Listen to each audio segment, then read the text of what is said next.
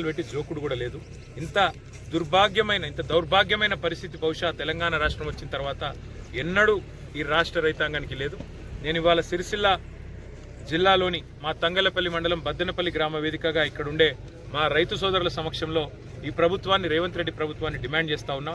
మా పార్టీ తరఫున ఈ ప్రాంత ఎమ్మెల్యేగా కూడా డిమాండ్ చేస్తూ ఉన్నా. వెంటనే సెంటర్లలో మీరు కాంటలు పెట్టడం స్టార్ట్ చేయండి, మిల్లుల అలాట్మెంట్ స్టార్ట్ చేయండి. రైతులకు మీరు చెప్పినట్టుగా 500 బోనస్తో సహా మరి 2350 రూపాయల కనీస మద్దతు ధర ఏదైతే ఉందో మొత్తం చెల్లించాల్సిన బాధ్యత ప్రభుత్వాందే. చెల్లించకపోతే తప్పకుండా మేము కూడా రోడ్లు ఎక్కుతాం. తప్పకుండా అన్ని మండలాల్లో అన్ని సెంటర్ల దగ్గర కూడా రోడ్ ఎక్కి రైతుల తరఫున పోరాడే ఆలోచన వెంటనే చేస్తాం. మా సోదరులందరినీ కూడా నేను కోరుతా ఉన్నా, రాబోయే 4-5 రోజులు అన్ని సెంటర్లు కూడా విస్తృతంగా తిరుగుదాం. రాష్ట్ర రైతాంగం తరఫున ప్రభుత్వం మీద ఒత్తిడి పెడదాం. ప్రభుత్వం దిగి వచ్చి వెంటనే కొని డబ్బులు వేసేటట్టు వాళ్ళకు మరి పైసలు ముట్ట చెప్పేటట్టు వాళ్ళ తరఫున పోరాడదాం. ఒక 2 ఏళ్ళు రైతులను కాపాడుకుంటే మళ్ళీ తిరిగి కేసీఆర్ రాజ్యం వస్తుంది, కేసీఆర్ గారి ప్రభుత్వం వస్తుంది. తప్పకుండా మళ్ళీ రైతును కంటికి రెప్పలాగా కాపాడుకొని అందరినీ మళ్ళీ ఒక కన్న తండ్రిలాగా తప్పకుండా కేసీఆర్ గారు కాపాడుకుంటారన్న మాట కూడా తెలియజేస్తూ, ఇలా ఇక్కడ మేము ఒక ఎమ్మెల్యేగా నేను ఇక్కడికి వస్తున్నాను సమాచారం ఇచ్చిన ఒక్క అధికారి దిక్కులేడు, ఒక్క అధికారికి కూడా కనీసం పట్టి లేదు.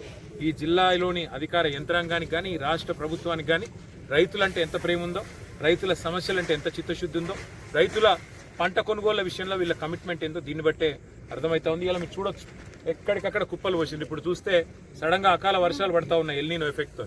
మరి వాన పడి మొత్తం నానిపోయి ఇప్పుడు నేను ఇక్కడున్న ఆడబిడ్డని అడిగితే రైతు ఆమె చెప్తున్నది, వాన పడ్డది, పంట నానింది, మళ్ళీ ఎండింది కూడా. సార్ నేనేం చేయాలి, మరి ఒకసారి ఎండబెట్టుకున్నా మళ్ళీ వానితే కూడా ఏం చేయలేను నేనని చెప్తా ఉన్నారు. కాబట్టి రైతులకు నష్టం కలగకుండా వెంటనే ప్రభుత్వం స్పందించకపోతే మేమందరం కూడా రోడ్లు ఎక్కుతాం. రాష్ట్ర వ్యాప్తంగా బీఆర్ఎస్ నాయకత్వం తప్పకుండా ప్రభుత్వాన్ని గల్లాబట్టి నిలదీసైనా రైతులకు న్యాయం చేసే విధంగా కొట్లాడతామని చెప్పి కూడా తెలియజేస్తూ, రైతు సోదరులు ధైర్యంగా ఉండాలి.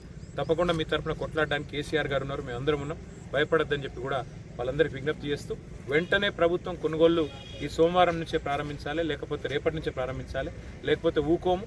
ప్రతి గ్రామంలో ప్రతి సెంటర్ కాడ దద్దరిల్లుతుంది. రైతాంగం తరఫున మా పోరాటం కూడా మరి పెద్ద ఎత్తున టేకప్ చేస్తామని చెప్పి కూడా వారిని హెచ్చరిస్తూ, మీరు ధైర్యంగా ఉండాలని చెప్పి కూడా రైతులందరినీ కోరుతూ, అందరికీ నమస్కారం.